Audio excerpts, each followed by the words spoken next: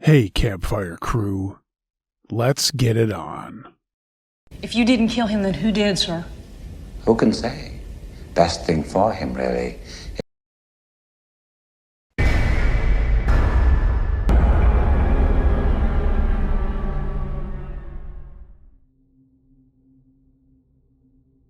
I saw hooded figures in my old high school, and nobody believes me.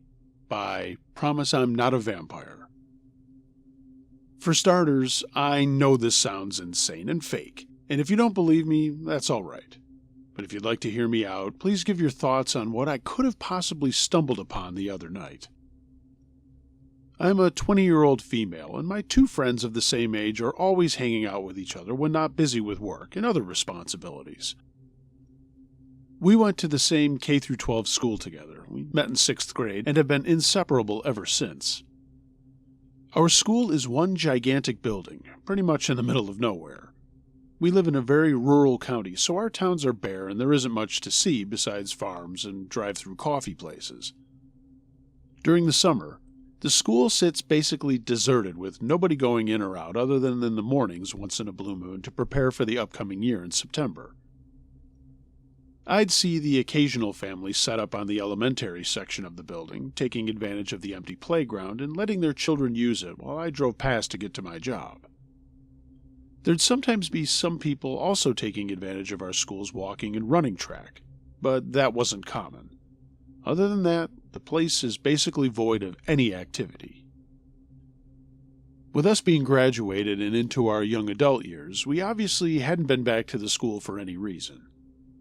It was about 10:15-ish at night, and my friends Mason, Emily, and I were all sitting in Mason's car in a mostly empty gas station parking lot, while we chowed down on the snacks we purchased from there. It's not that important, but all three of us are goth, and it's a reason why we're so close, and a reason why we enjoy the creepier things in life. So when Mason suggested we drive around the back roads where all the deserted homes and cemeteries were, Emily and I happily agreed. She and I loved to point out the beautiful, neglected Victorian homes and what we'd do with them if we had any money. I only bring up that we enjoy the more unsettling things in life because none of us are super unsettled by peculiar or unexplainable things. Especially Mason. I've seen that boy watch horror movies without so much as a muscle moving in his face. He was nearly impossible to scare, as was Emily. It'd take more than a jump scare or creak in the floorboards to put them on edge. I myself have a large collection of taxidermy, bones, teeth, creepy dolls, and other creepy weird things of that nature. We spent about half an hour looking at homes and headstones on graves before finally getting back onto the main road and heading back to Emily's apartment where we planned on sleeping over. It was Emily's suggestion that we stop at our old high school and creep around for old time's sake. So we did. Mason pulled into the empty parking lot, and all of us got out and made our way to the high school and middle school section to look around. We all told stories and reminisced about our time there, really emphasizing how much we hated it, honestly. Emily and I went to the middle of the building where the cafeteria for the middle school and high school was, and we stared into the giant window. All we saw when there were stacked chairs and tables, all stored neatly in one corner. The only visible light was coming from appliances and other things left plugged in, along with a few small recessed lights in the ceiling. Mason had gone to the other side of the building to peek into the window of our old homeroom, which we thought nothing of since we live in a safe area for the most part. Among all the other posters I saw on the walls of the cafeteria about nutrition and stuff like that, something below them suddenly caught my attention. An intense, dark crimson-red color caught my attention in the low light when I realized the cloth was covering a human figure. It was impossible to tell if it was a man or a woman from where we stood, but I knew it was a person wearing a dark red cloak, and they were just standing there, arms sticking straight out at their sides with their head aimed towards the floor. They had a hood over their heads, so I saw no face. I was scared shitless, immediately feeling my stomach churn with dread unease. I shook Emily's shoulder while I whispered to look. She was confused, but went silent as she saw what I had been talking about. "What the fuck is that?" she whispered. not taking her eyes off the hooded person. Our horror and curiosity was interrupted and worsened when we suddenly heard Mason yelling for us, and his footsteps fast approaching as he ran along the side of the building to where we were. We couldn't tell what he was saying, but we stood up from where we crouched, and suddenly Emily screamed, grabbing my arm so tightly I felt every one of her fingertips pinching my nerves. The shriek that came out of her was like nothing I had heard before from anyone. I mean, it was just pure fear. She began dragging me away from the window, and it was only when I looked up as I was being pulled away that I realized the hooded person was standing right behind the glass. They had their heads still tilted down, pushed against it, and I still couldn't see their face. I too began to scream and scramble to get myself upright and running. Like I said, we're all goth, and for some reason insist on wearing black dresses that are far too long. So I was tripping and trying not to stumble over my dress and platform boots when we sprinted to Mason's car. Emily was in tears by the time we all got in, and Mason peeled out of the parking lot so fast his tires spun and squealed on the pavement. We sped down the empty main road, still freaking out, repeatedly yelling, "What the fuck? What the fuck was that?" And after a few minutes of incoherent rambling, Mason finally got out what he'd been trying to tell us back at the school. He explained that he turned on the flashlight of his phone and angled it into the room he was looking into, and saw 3 people lined up facing against the wall, also wearing those long hooded red cloaks. I was feeling sick at that point, and honestly, I was worried I was going to throw up. I told them that we needed to call the police to tell them people might have broken in, but they pointed out how what we were doing was sketchy. I mean, not illegal, but you have to realize we were the only goth people in a town full of people who live by God's gun and country, and we had serious doubts that they'd believe us, let alone be on our side. My only guess was that they were some kind of cult or something, but what were they doing in the school? None of us got any sleep that night. I'm not sure how to summarize what happened. I told my family, but they think I'm being dramatic and trying to scare my younger siblings. I was in near tears before my parents half-heartedly validated my concerns. But I haven't gone back to my old high school since, and I never will.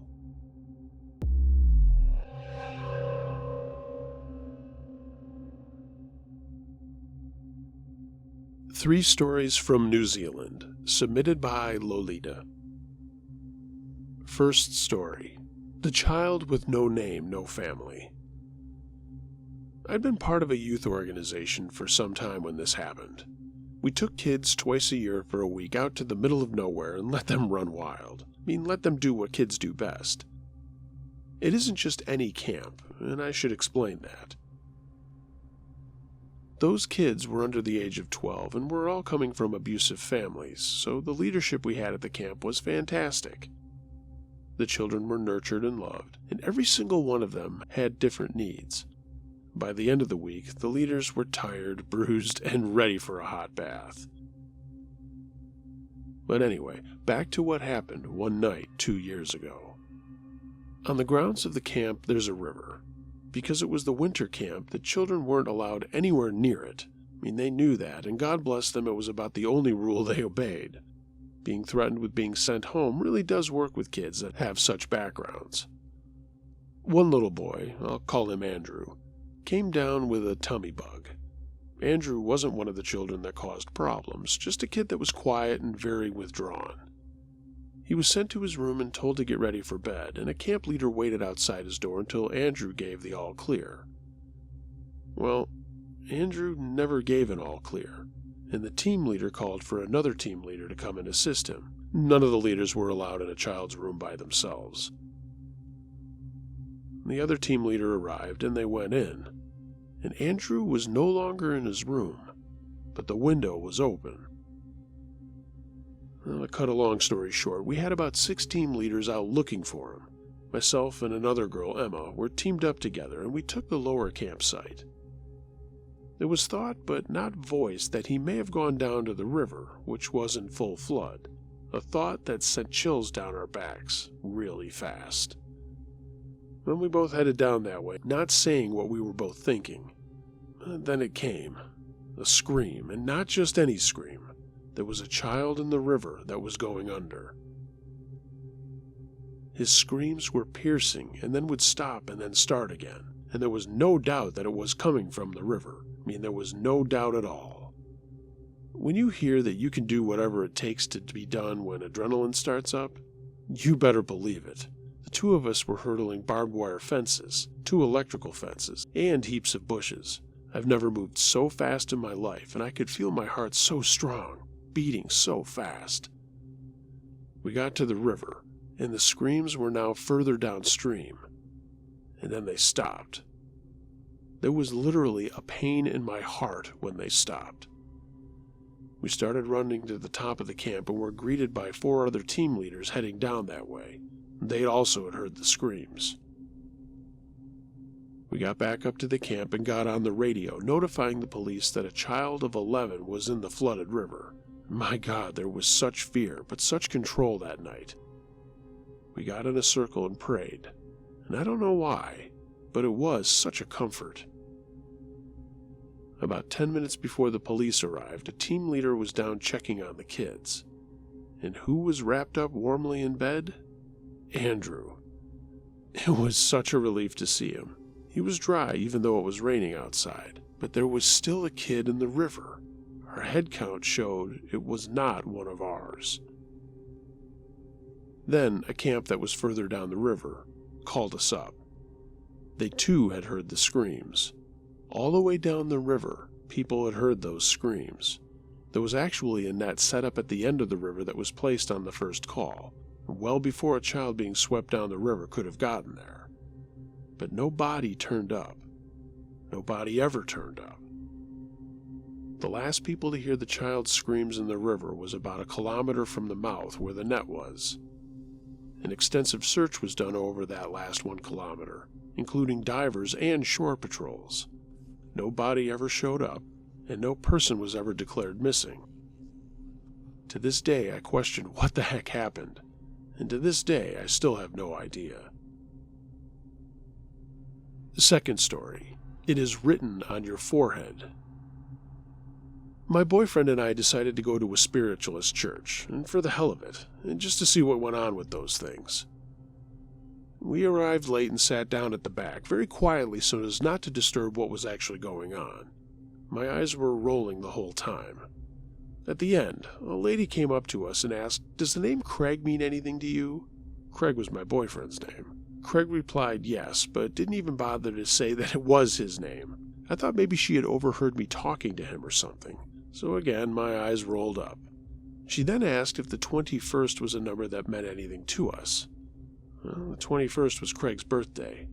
Of course, we replied yes, but mind you, any day could have meant something to us in some way.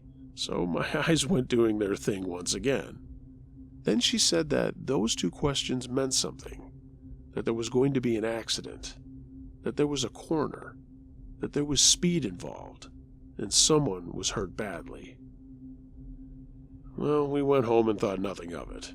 But 3 months later, on the 21st, Craig was driving his car around a corner and hit an old lady that had started to cross the road against the light.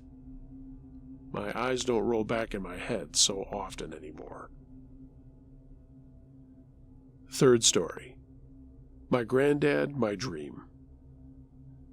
As I mentioned, my family lives in New Zealand, and I'm the first generation to be born out of Scotland. I never met my granddad, but I know I would have loved him. Why? Well, listen on. One night, I had a dream. I was in a bakery, and my granddad was there. We brought some donuts, and the lady behind the counter knew my name and called my granddad by his first name. She said that she would meet up with us later. And we stayed in the shop for a while as I admired the donut machine by the window and just looked around. We then left and went outside to talk. I can remember what was outside. There was a tram up the hill a little, and a factory wall on the far side with a Coke ad painted on it. There were 2 old-fashioned lampposts and shops that were packed tightly together with houses. We talked as we walked down the street, and I can remember the things he told me. He told me that when a man hurts me, I shall never fall into the weakness that will follow, that I would be strong like my mother was. He went on about a few other things that have stayed embedded in my mind. Anyway, I finally woke up and I told my mother about my dream, Granddad being her father. She asked me to explain what the shop looked like. I could still remember the name of it and described the whole place in detail, even the lace used to the bell above the door. My mother went white. She picked up the phone straight away, and I just wandered off. 2 weeks later, my mother called me into our study and asked me to look at some photos. In them was the bakery that I had seen in my dream. My Gran stood outside of it with her arm around my grandfather.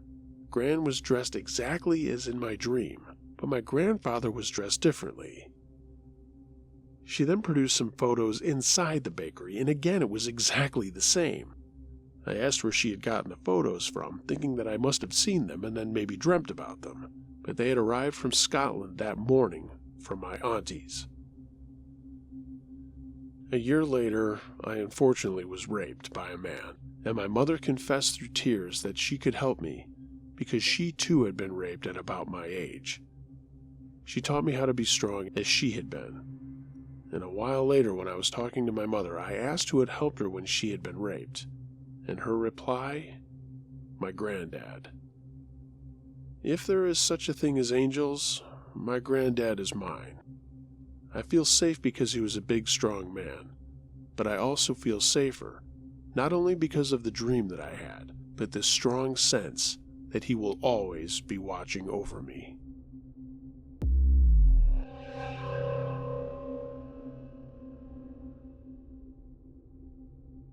Apparitions Afoot by Travis. I have moved many times, and seemingly wherever I go, ghosts follow. My grandfather's house, which I used to live in, is undoubtedly haunted. I woke up one night to go to the bathroom, and as I walked with my dog to the hallway, something in my gut told me to look down the hall. What I saw scared me almost to death. A ghostly apparition sitting on one of my chairs, smiling.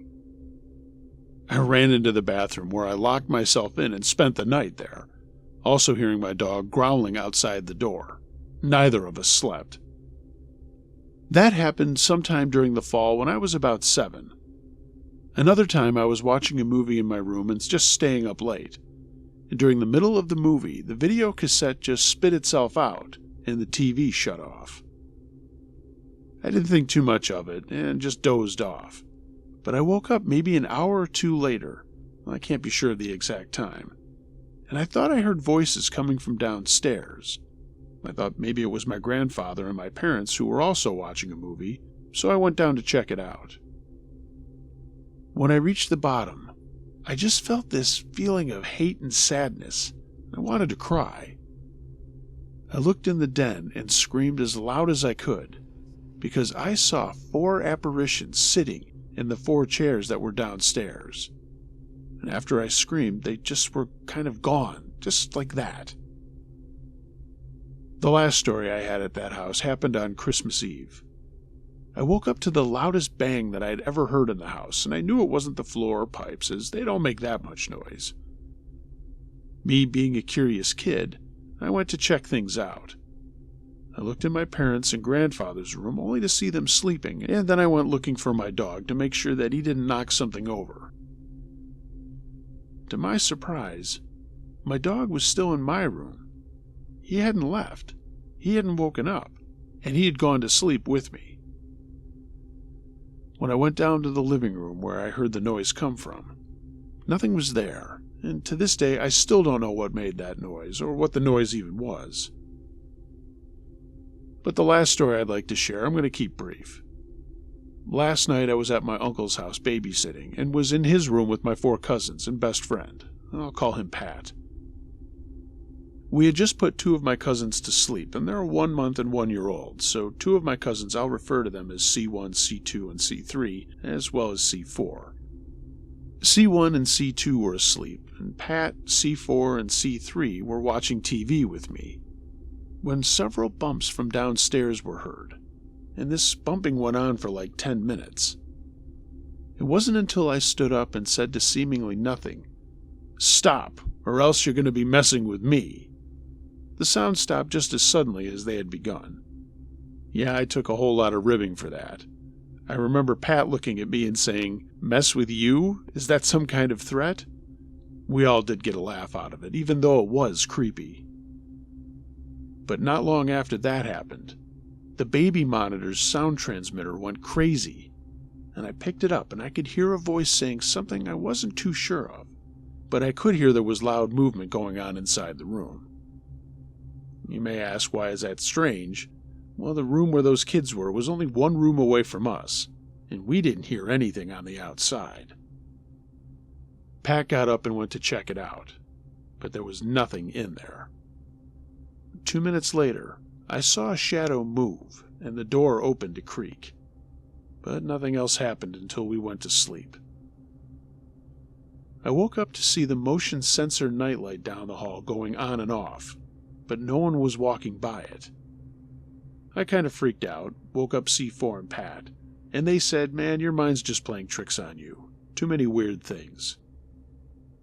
Then the burglar alarm went on right after that, and there was no sign of anyone breaking in. We checked our cameras, and nothing was there. I'm 17 years old, and I don't know about all this paranormal stuff, but I think that I may have some psychic power, and I think I may be drawing this stuff to me. Who knows? This stuff never happens when I'm not around. Anyone have any theories?